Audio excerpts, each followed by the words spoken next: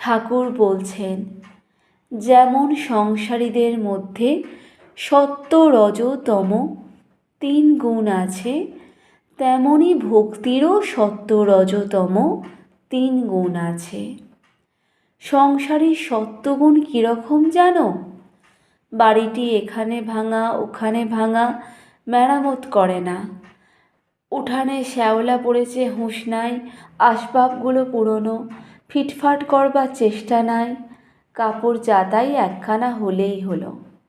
লোকটি খুব শান্তশিষ্ট, দয়ালু, অমায়িক, কারোর কোনো অনিষ্ট করে না। সংসারের রজগুণের লক্ষণও আবার আছে। ঘড়ি, ঘড়ির চেন, হাতে 2-3টে আংটি, বাড়ির আসবাব খুব ফিটফাট, দেয়ালে কুইনের ছবি, রাজপুতদের ছবি, কোনো বড় মানুষের ছবি। বাড়িটি চুনকাম করা, যেন কোনোখানে দাগ নাই। নানা রকমের ভালো পোশাক, চাকরদেরও পোশাক, এমনি এমনিই সব।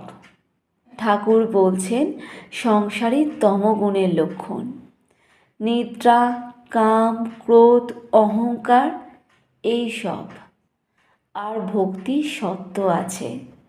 যে ভক্তের সত্ত্বগুণ আছে সে ধ্যান করে অতি গোপনে। সে হয়তো মশারির ভেতর ধ্যান করে, সবাই জানছে ইনি শুয়ে আছেন, বুঝি রাত্রে ঘুম হয় নাই, তাই উঠতে দেরি হচ্ছে। এদিকে শরীরের ওপর আদর কেবল পেট চলা পর্যন্ত, সাকন্য পেলেই হলো। খাবার ঘটা নাই, পোশাকের আড়ম্বর নাই, বাড়ির আসবাবের জাঁকজমক নাই। আর সত্যগুণী ভক্ত কখনো তোষামোদ করে ধন লয় না। ভক্তির রজ থাকলে সে ভক্তের হয়তো তিলক আছে, রুদ্রাক্ষের মালা আছে, সেই মালার মধ্যে আবার একটি সোনার দানা। যখন পূজা করে গরদের কাপড় পরে পূজা করে।